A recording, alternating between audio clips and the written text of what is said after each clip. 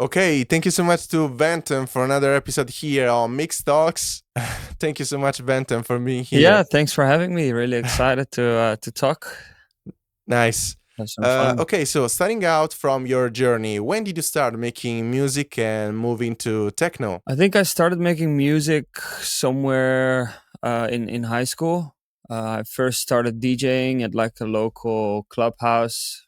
I grew up pretty close to Amsterdam here in the Netherlands, and there was this like youth house where a lot of young kids from the neighborhood and my friends, and we would hang out and stuff. And they had at some point they had some DJ lessons, and I kind of rolled into that slowly, started making my first mixes on the computer, but that was all still pretty much yeah, just trying out, getting familiar with my first experience in dance music and whatever.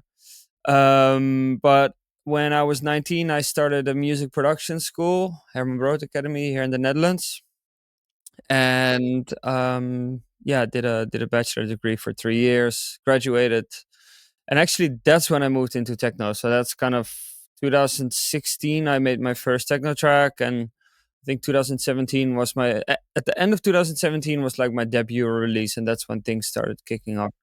That's really nice. I mean, all these paths that you did. Speaking now more in deep about the music production. Okay, there are many synths VST plugins out there. What is your go-to synth or VST when you are creating your sound? I do a lot of sound design from scratch these days. As you can see here around me, I have quite a bit of hardware. I have the Novation Peak around here and my Waldorf Iridium right in front, the one with the touchscreen. Those are kind of my go-to machines that I use very often. And the funny thing is that they kind of mimic two software synths that I also use a lot. So the Novation Peak is basically a hardware version of the Diva, and the Waldorf Iridium is kind of a mix between Omnisphere and Pigments, I guess, because it has three oscillators and it's like a wavetable oscillator, but it also has a sampler and a granulator inside, so you can also load up kind of some cool textures and sample banks and that kind of stuff. So it's a very diverse machine. So whenever I'm on the road or working from home, I work with the digital kind of the plugins, and either I replace them here in the studio with the actual hardware, or I just play with the hardware from scratch. And another one I want to point out is Serum.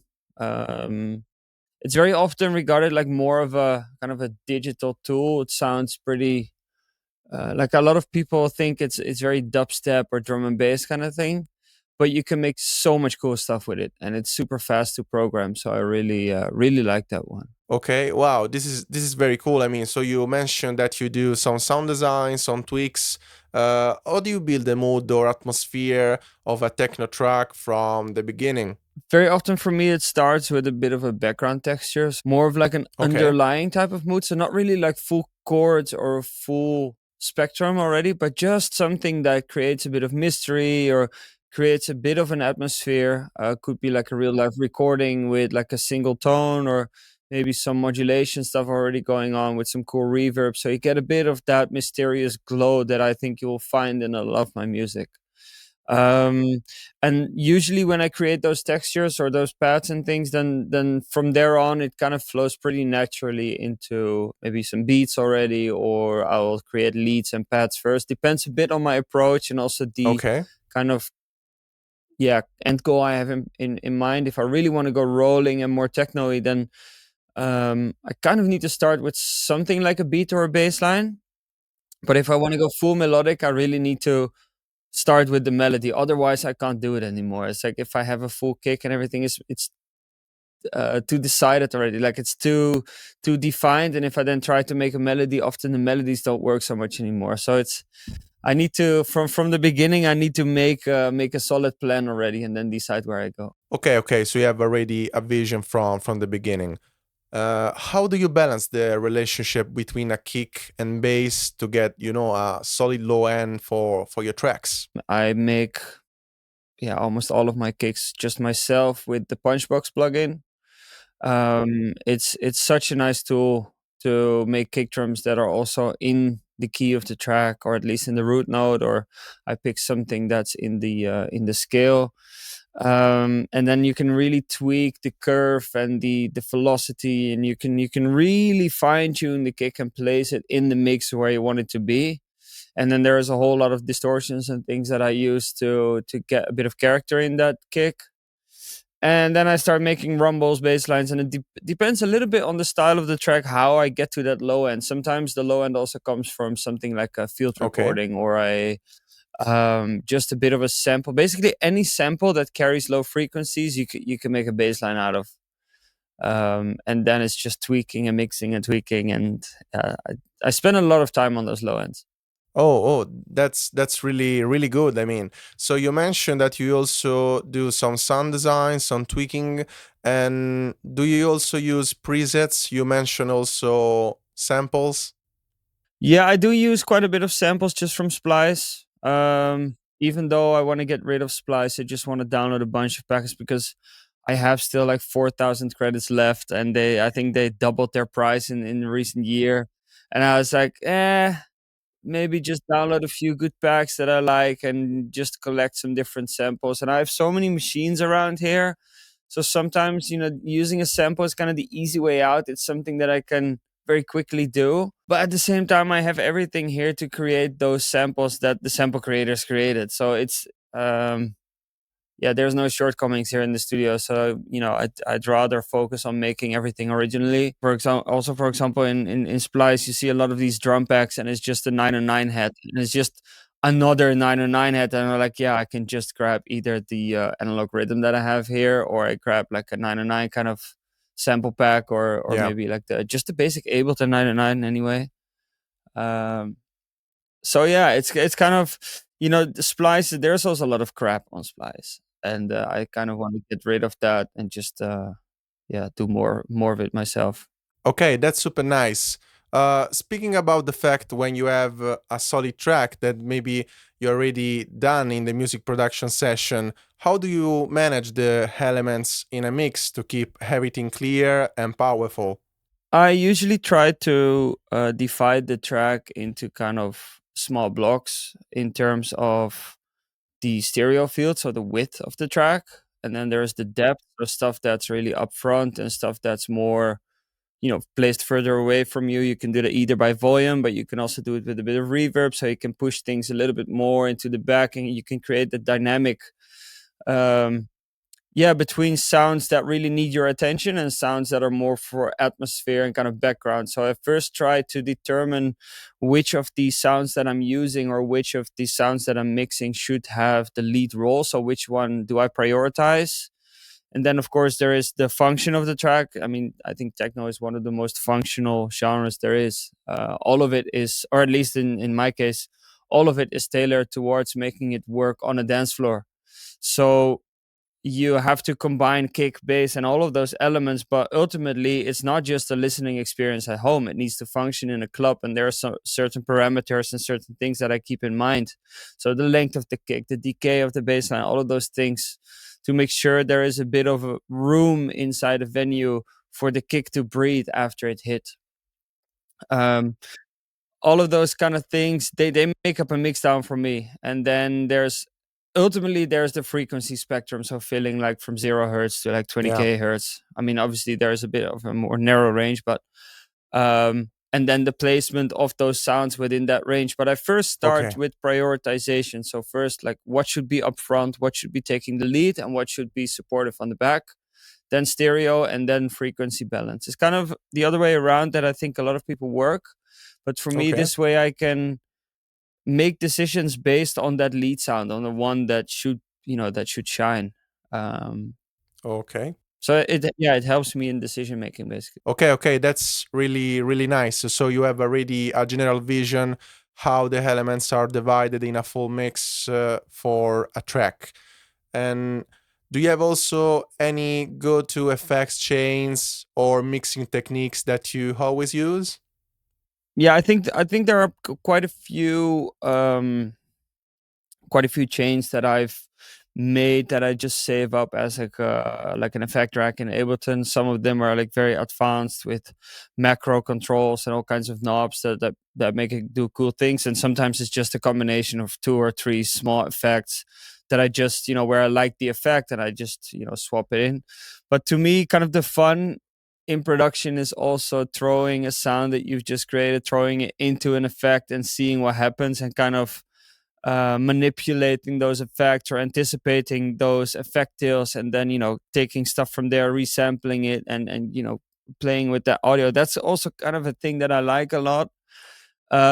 So for me to use the same presets doesn't really spark that joy too much. So there's stuff that I do over and over again, and there's stuff that I try to implement differently each time. But I think a lot of what I very often, when people ask me, I try to compare mixing a little bit with building like an IKEA closet in your home. Like when you're younger, you've never built your own IKEA closet, so you have to go step by step, and you have to figure out which tools to use and how to kind of put everything together. But once you've done it a few times, you can already see like the bag of like small Yeah. parts and stuff that you need to install the closet, and you can basically just chip it in, get the screwdriver, get the Allen key, get everything ready, Okay. and you have it up and running within a few minutes because you have the experience. And I think with mixing, a lot of the things that you hear, they're either kind of a problem, so there's two things that are clashing together, Okay. and then the only thing you have to do is just go back into your into your toolbox and figure out, hey, what did Okay. I do last time to solve the issue that I'm hearing right now? And the more and more you practice, the more and more you kind of find solutions for those problems and kind of save them. Sometimes mentally, sometimes I just write down what I did, or I save the preset chain. And then whenever I'm kind of noticing an issue in the mix, like something is too harsh, kick and bass don't work, or a compression or a timing problem, then I just know which tool to grab and how to get everything together and solve the issue pretty quickly. Okay, this is very cool. When you are in the final steps of a mixing session, how do you approach the mastering of your own tracks? I think it's a pretty lengthy process because I play live during every gig, so I have a lot of opportunities to test things before I even get to a final version. um, from the initial creation towards the first kind of playable test run, that I can do in a few hours or a day or something. Sometimes I need some more time on the creative aspect, but when it comes to actually putting out the track, Okay. like finishing something that is 6 minutes and that I can play in a club, I can do within a day, easy. And then it's about fine tuning the arrangement, fine tuning the storyline, fine tuning the mix down based on my experiences in the club. Because the one thing that I learned over the past years is that every single time I think something, yeah, might be cool or so, or whatever, and then when you play it out, it's either super cool or it's not at all. And sometimes you think, you're in the studio and you think, yeah, this is it, this record is gonna do it, and then you play it out and it's like, it's not that fantastic. And sometimes it's also tracks where like, yeah, maybe let's try it. I'm not really sure if it's gonna hit, and it hits super hard. So it depends. um but when it comes to that process, yeah, sometimes I do like 30 versions of a track to then end up at the second version because that was the original mix and that was actually better than anything after. Okay. Okay, this is super cool. And going more in deep about this topic of mastering your own tracks, what tools or plugins do you use for mastering, and what elements do you focus on aside from loudness? Um, I think frequency distribution, so covering the spectrum, Mm-hmm. that's kind of the first thing I do, is correcting any issues that Mm-hmm. I Mm-hmm. either couldn't fix in the mix or that I, encounter when I go into the mastering. Usually I try to fix it earlier on in the mix, but um so there's a bit of a tonal balance thing first, cleaning up the mess. If there's any if there's too much high or low end, I'll shelve it off and kind of make sure that the frequencies I have are in place. Then I do a bit of compression or dynamic control. And then there will be a bit of coloring to make sure that the stuff that I do keep that I enrich it and that I polish it a little bit, make it shine. And then ultimately there's a bit of volume control, making sure that I reach competitive loudness. I think a year or two ago, I was so focused on loudness that I've learned all kinds of tricks to get to insane loudness, but ultimately it didn't really benefit the music. Losing all those dynamics is not something that yeah, that works in a club. You wanna have a bit of dynamics. You don't wanna squash everything too much and just have one big sausage in your waveform. Um, so I'm trying to find a balance between dynamics and loudness, and I think tonal balance is something that it's a bit easier. Yeah. Um, and yeah, in terms of tools, actually, my basic master chain is just a Fab Filter Pro Q4. Then there is a Elysia Alpha compressor. I have the BX digital V3. It's like a mid-side EQ. I kind of like it because it separates the mid and the side in a very nice way, and to me, it gives a bit more control than the Pro Q. So the Pro Q I would use for resonances, and then the BX for more kind of tonal shifting or balancing. And then very often after that, there is the compressor or the limiter, the Pro L. That's it. Um, and every once in a while, I'll use like a clipper or something else to drive the signal a bit further if I really want to peak that loudness. But Yeah. usually in my production, by doing everything very clean and organized, I can get to like -7 LUFS already. So using all kinds of weird tools to make it louder doesn't really, I don't think it really benefits the track. Okay, you mentioned dynamic control, saturation, compression. There are some techniques that you use to add character to your sounds, or maybe do you have another plugin that you love to use? Yeah, when it comes to distortions, I like the VSM3. It's the Vertigo VSM3. Sorry. Um, Okay. it's a pretty classic machine. It's a dream to have the real deal someday. I like the Thermionic Culture Vulture from UID, but it's very heavy on the UID Mm-hmm. card, so I don't use it too often. I like Decapitator's pretty cool, but I don't use it that much. And I use Isotope Trash a lot. Not even Trash 3, just Trash 2, like the older one. It's I use that in every track, I'm sure. Minimal Audio Rift is a very cool distortion plugin as well. And when it comes to compression, I just Mm-hmm. use the Fab Filter Pro C2. With the different algorithms, you can basically shift through a lot of the classics already. Uh, it, it emulates an 1176 or an SSL with the different curves. It's not called that way, but if you analyze the different algorithms in the Pro C, you will find that it's pretty similar to some of those legendary compressors. So I just use that one because it's very visual and it does everything I want it to do. Okay, okay. So going back to the mixing topic, what is your strategy to make a mix translate well on, I mean, headphones or big sound systems like clubbing? Um, Yeah, I think what I usually do, I have the Vision 4X. It's an analyzer plugin, created by the guys from Noisia, the drum and bass guys here from the Netherlands also. They're insane sound designers. So when they brought that plugin to life, I was Mm-hmm. like, I immediately knew I had to get it.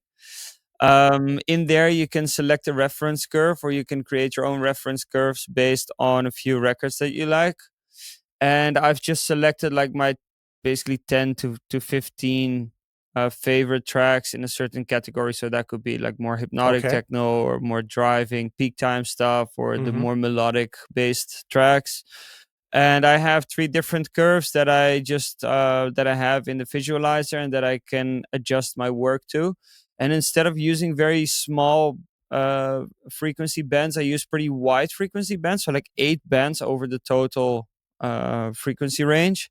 And it allows me to really compare tonal balance instead of comparing resonances, because resonances for every track are different. Every synth sound will have different resonances, every drum will have different resonances, but just overall tonal balance will be pretty much the same across all of those tracks nowadays. So using this as a more kind of a bird's eye view where I can see everything at the same Yeah. time, That really helps me because it just highlights immediately if I don't have enough high end, if there's not enough air in my mix, or the sub is not enough or too much, and that way I can find that translation pretty quick. And then I have two sets of monitors here. The Atom S3Vs are my main monitors, the three-way system, and I have like a bunch of pretty classic headphones. So the HD25 from Sennheiser, the kind of I guess the most well-known DJ headphone. I have the Beyer Dynamics, the DT77, um, just big over-ear headphones that highlight every single problem in the mix, but I really don't like to work on them. They're a bit too bright, but I mean they're very confrontational, which is great because you can really spot what's wrong in your mix. And then I have like some, let me see, yeah, I have some random headphones still here because I share the studio with a friend, and every once in a while we just buy a new headphone to test it out.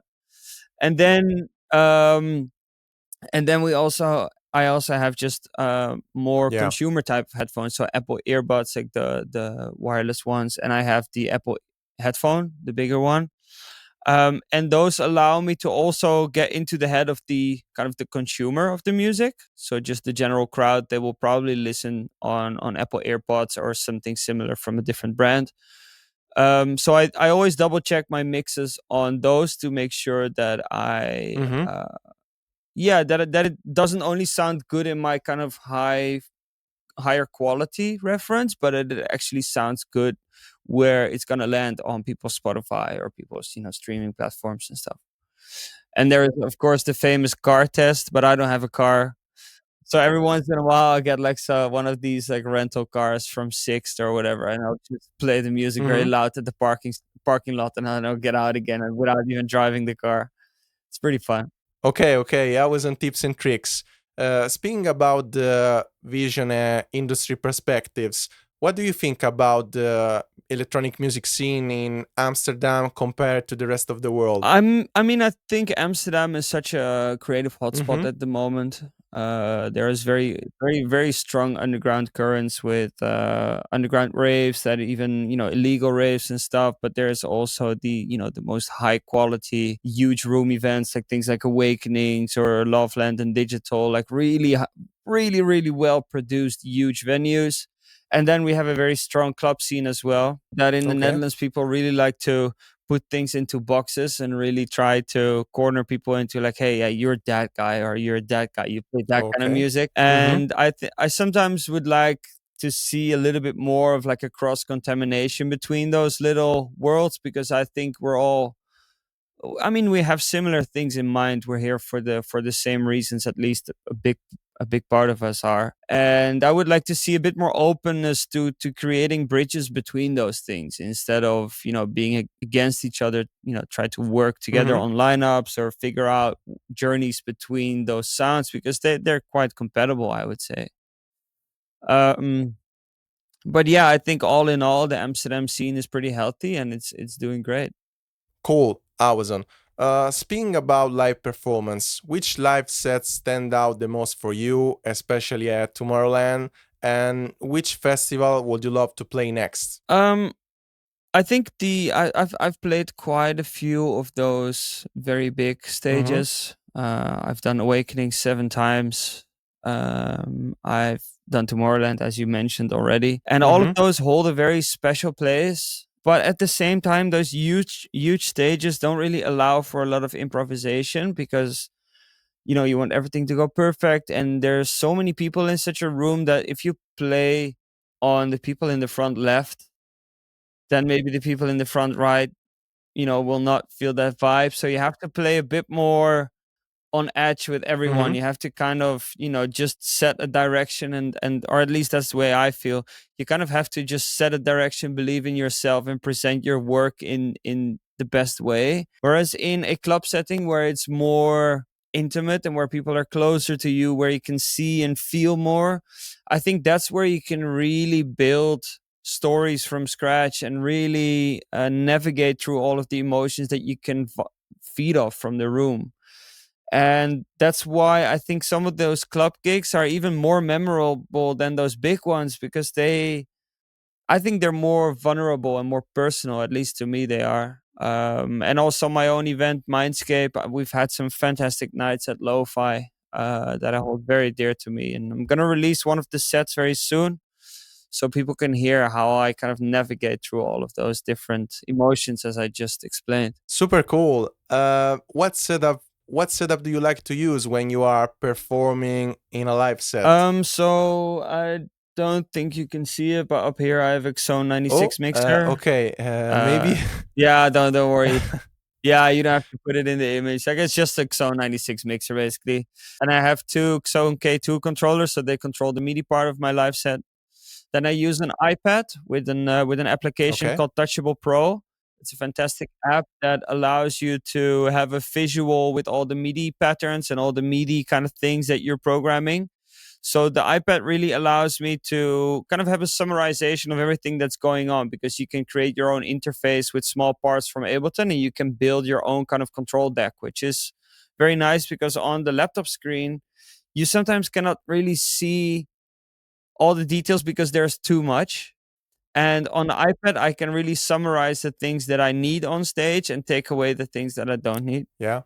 And then I have these two bad boys on stage. It's the Analog Rhythm and it's the Waldorf Iridium, my favorite synth. And then I Mm-hmm. have some really cool effects and things, and that's it. It's pretty simple, I would say, in terms of the amount of gear that I use. But I try to use every piece of equipment to its maximum potential. So really build like very deep programmed effect chains and all of those things to um yeah, to rather take a deep dive into a machine instead of having 25 Mm-hmm. machines, but just scratching the surface with everything. Okay, I was in setup. Speaking about challenges, what was one of your biggest challenges that you faced in your career, and how did you overcome it? I think one of the main challenges for me is just reinventing myself every few years. Obviously, trends come and go, and I think for too long, well, not for too long, but for quite some time, I had been chasing some trends. I mean, I played Afterlife a Okay. few times. I released with them, and I was pretty much in that kind of melodic world for a bit. But at some point, I just felt that the music no longer resonated with me the way it did when the label kind of kicked off, which I totally respect. Like every artist and every label, they just pick their direction and do what they think is best. But at some point, you also have to look yourself in the mirror and be like, hey, is the direction of such a label or such a kind of group of people, is that really where I want to be? Is that really what I want to do? And I think during COVID, when everything, came to a standstill, that was a very big confrontational moment where when everything opened up, I figured out like, hey, I'm not looking for that sound at the moment. I want to go out and I want to go, to a bit more heady techno, more hypnotic sounds. And I felt like, hey, there was something was going on, a little bit of a shift of interest, a shift. Also, my music taste is just constantly developing, and to be able to adapt and follow that taste and follow my inspiration is a challenge because people expect certain music from me, um, but I can't give them something that I don't like myself. I cannot make music that is not for me, at least not under my own name. I cannot release music that I don't truly believe in or truly feel. So that really led me to, to a bit of a kind of a rebrand. It's a very businessy kind of word, but ultimately it's just me following my passion and following my heart, just making sure that I keep myself happy. Um, but yeah, one of the main challenges is that some people lose interest. At the same time, I tapped into so Yeah. many new amazing fans that support me unconditionally. So it's, where where one people leaves, Okay. oftentimes two people will come in back, will come back in. Um, yeah, at the same time, it's sometimes challenging to let go of a certain amount of success or a certain kind Okay. of ticket to fame and just do whatever I felt necessary instead of playing only those huge stages. Okay. Wise words.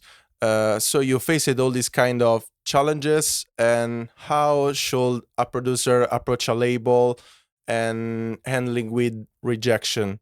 I think I have never signed a track via the demo mill. I've never sent to like demo at blah blah blah label.com. All of my releases, and I've done quite a few. You can check my discography. I think it totals up to like 75 tracks already. All of those releases, they came through a Hmm. personal experience with the label owner or the A&R manager or whatever. Like every single connection was built on meeting up in person, having fun, and actually building a bit of friendship, like building a bit of a true connection with the person before asking them something. And I think when there is mutual respect, when there is a bit of friendship involved, then the rejection from someone is more pure because you feel they want to help you, but you have to just get the right record out. Um, and overcoming that kind of rejection is much easier than just sending out music that's not being listened to, or that's being rejected without the personal note, or it's that changes the perspective on sending demos a lot. um so, if any young producers listening that want to sign their first track, make sure that you go to the event where the artist is playing. Make sure you meet them. Make sure you try to do something for them as well. And doing something for them means Yeah. support the label, get the vinyl records, get the merchandise, comment on things. Make sure that you become part of their little ecosystem or their kind of little community instead of just sending an email and taking something out of that community without actually paying your dues first. And if you kind of approach it like that, I'm sure a lot of doors will open pretty quickly. Okay, Alison.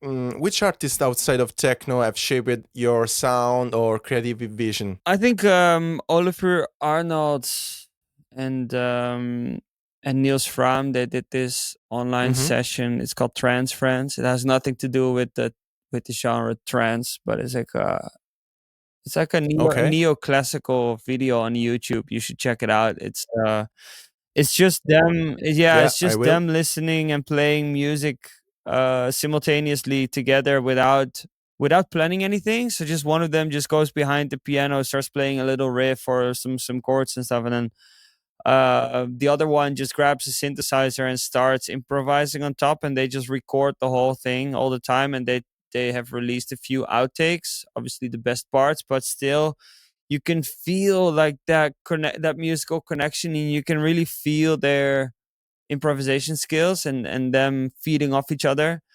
And I think that was truly phenomenal. And it's just so inspiring to see the video, but it's also really relaxing music to listen Yeah. to when I'm on the road or whatever. Okay, okay. So you face it once again, so many challenges, and based on your experience, can you share maybe a fun fact or a memorable moment with an artist, or maybe during a live performance? Yeah, we already talked about this before the show. Yeah, I had such a Yeah.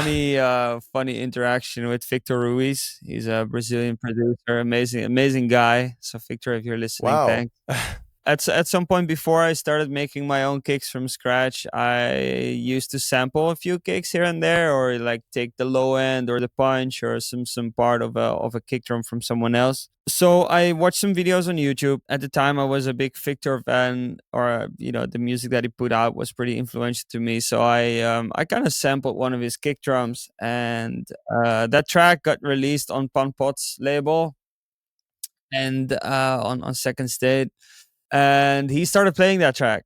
So it was pretty Okay. funny because it was his kick basically, or at least the low end of his kick. So then at some point we were here at Awakenings, I think 2019 somewhere, and then he was there in the backstage. He just came off stage playing with Adam Bayer, I believe, and I went up to him and I was like, "Yo, thanks for playing Rave Culture all this time," and because he literally played it at every set, I think. And I told him like, "Hey, I kind of stole your kick drum, man, and it's so fun that you're Mm-hmm. playing that kick drum now." And he was like, "Oh yeah, that's really nice because I probably stole it from someone else too." and then Enrico Sangiuliano walked past us, Yeah. and then Victor was like, yeah, it was probably that guy. So we were all in the same room stealing Wow. each other's gigs. But it was it was a very genuine and fun Wow. story, and also to see, like, I was sampling a kick, and then the other guy that I was being inspired with was also inspired by someone else again, and I'm sure Enrico was also inspired by someone else, and so on. So Okay, I was on stories and fun facts. Talking about the future of music and technology, where do you see techno evolving in the next years, and what excited you about the future? I think also what I do with Mindscape, we have a pretty big focus on live sets, and I think the kind of the technique and and the developments that you see in the technological world are going rapidly. They're going super super fast, and especially machines like the Waldorf here. It's such a compact machine with so much power in there. Like a few years ago, you would Hmm. have to have such a huge synthesizer to get this same kind of output, but they managed to Yeah. get these things in so many smaller boxes now. So it becomes much more kind of suitable to play live. It makes sense now to start playing live more. And I think that's really the future of music in a way, because DJing is so accessible that it's no longer a true underground skill anymore. It's like every major city in the world has at least one DJ school, and especially here in the Netherlands or in Berlin, you probably have like one DJ school per thousand inhabitants or something.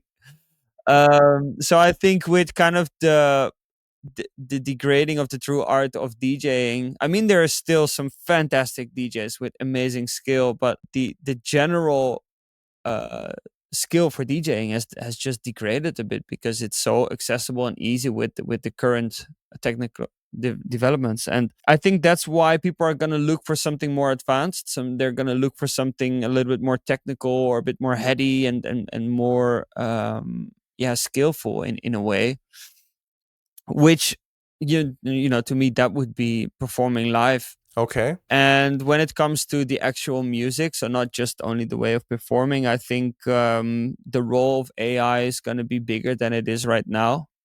Whether you like it or not, like I'm not using any AI in my production at the moment, but I do know people that do, and I just see with them how fast it goes and how much is being added every single month. Like, that development is going way faster than you might think if you're just observing from a distance. And I think that the main thing will be that people are it's going to be very hard to distinguish what's real and what is AI. So the thing people are going to look for is not perfection, because technical perfection can be obtained by AI. But I think what people are going to look for is basically technical imperfections, things that AI would not do because it's not, yeah, it's not perfect, or it's out of its bounds, out of its sample size that is being used to train the AIs. Okay. So I think more experimentation and more live modulation, where people use hardware and they tweak stuff, and that tweak is maybe not the most perfect take ever. Yet at the same time, it's giving you the character that shows you, hey, this was recorded by a person and not by some sort of linear supercomputer. And I think that is going to be a more dominant factor in music. People are going to look for the imperfections. They're going to look for the touch of humanity instead of looking for technical perfection. Yeah, I fully share that vision. And how do you stay motivated and avoid burnout, especially during stressful moments in your career? I think handling Hmm. the ups and downs of a DJ career can be really really challenging. I did a few shows in the past year Okay. that I did not like, simply because my music and the crowd weren't aligned. The promoter maybe had a different vision of what my music would sound like. They maybe didn't do their homework well, or I didn't do my homework well before the gig. It goes both ways in a way. Um, but I did too many gigs that were just not for my music in a way, or that just didn't feel, where I didn't feel the connection. And then during the set, I didn't have enough fun, so I would go, after partying, drinking, or whatever comes with it, just to feel something, or just to kind of have at least a fun experience if the gig wasn't really connecting. Um, and I think that is a very dangerous slippery slope because it's so easy to go from after party to after party, or from just weekenders to weekenders. And I think that for a lot of colleagues, if I speak to them and if I see what they do, that is a big challenge. Not every gig can be a jackpot lottery. Some are better than others. That's just the way it goes. Okay. But you have to be pretty strong to hold back that urge, and find a work life balance that is healthy. For example, I'm not drinking any alcohol in the first quarter of this year, just to focus in the studio and mentally, be strong when the festival season kicks off again. Because I know that from April onwards, it will be pure madness until September again. So I'm doing everything to stay in shape, go to the gym, work out 4 or 5 times a week, make sure that I'm not only mentally but also physically in good shape. And also, sitting down in the studio can be, you're sitting all Mm-hmm. day, so it's you have to let go of some energy, and you have to let go of some kind of physical stress throughout the week. And I think finding that balance, I can do better and better. Yet at the same time, it's challenging sometimes. I think, in my opinion, one of the hardest challenges next to this one is how do you stay true to your signature sound in a ever-changing industry. I think what's important for me is that the way I view signature sound, it's not a signature sound is not based on a single synth preset or kind of Hmm. a single sound that you've created. But I think a signature should be more or less about a mood, or a certain kind of production quality, or a certain kind of combination of elements, or a signature kind of groove and look and feel that you have in your set. Because then you can still change your genre, or you can still change your little niche corner of the industry. I mean, by now we have a thousand different types of techno, I guess. So whichever one you navigate through, you can still stay Hmm. true to your beliefs and to your kind of your sound designs or your mixing decisions, if Yeah. those decisions are strong enough, if those decisions speak for itself enough. Then it doesn't really matter whether I do drum and bass or hardcore, it will still sound like me. But if I'm chasing a signature sound by chasing a single preset of a synth, then it's just a copycat. So to me, it's not even that difficult to stay true to myself, as long as I don't have to make or play music that I don't want to play. And I think that's what I touched upon earlier. I felt at some point disconnected to what other people were doing. So I really felt like, hey, I have to reinvent myself here. And I think I'm still very true to that sound I was playing before. It's just a bit faster and a bit more heady, but ultimately it's still melodic. It's still melancholic. I use a lot of chords, harmonies, and things that I used to always do. Okay. So I think that is my signature, and it's not just that kind of Afterlife 2020 sound that I was known for back then. Okay. Do you have other episodes working with other artists or teams? Ooh. Well, I think in the Hmm. past year, I've spent quite some time here in the studio with Aether, with Matthias, really a really good friend by now, and we really share a lot of the same vision, but at the same time, we are also different. And I think when we collab, we create something that we're both not able to create on our own, which I think is for me the true essence of collaborating, is where you can accept and where you can find that middle ground when working on music, where you can find that in between space where you're both not capable of doing it on your own, and only when you come together you can make that kind of music. I think that is, if you find that kind of musical partner, if you find that connection, that is true magic. And it was one of the first collabs where I truly felt that in the studio. Okay. What advice do you have for yourself, and what message do you want to share for the upcoming producers who want to join the scene? I think it's very easy to walk into a room and take what you think is yours, but it's harder to first give and actually contribute to a room first before you leave it. And I think this goes to any backstage room that you enter. This goes to any kind of label or event community that you're trying to enter. Don't just don't just extort the label and try to take what you think is yours or what you need from them, but actually contribute before you ask something. Okay. So do people a favor first before you ask for a favor. That is something that I learned along the way and that I truly live by now, is just, support nice things, support nice initiatives, share work of other artists without requesting something back. So don't ask for a gig or ask for like support or whatever. Just share something if you truly feel it's nice, because people will feel that that is sincere and that you actually love what you share at that moment. And if you can do that over and over again, people will much easier give you opportunities because they see that you're true to the art, that you're true to the scene, that you're true to true collaboration instead of just, using people. Yeah, Awesome. I fully share these words. And thank you so much, Tom Benton, for being here and for sharing your tips and tricks about music production, mixing, Mhm. and mastering. And thanks again for being on another episode of Mixer Talks. Yeah, thank you very much, man. It was great to be here. So I hope everyone enjoyed. Yeah, And if thank if you. any of you have some cool demos for the Mindscape Awesome. project, make sure to send it to me on Instagram. I'm sure you'll know where to find it. See you next time. Ciao. Bye. Mix Talks. Mix it. Talk it.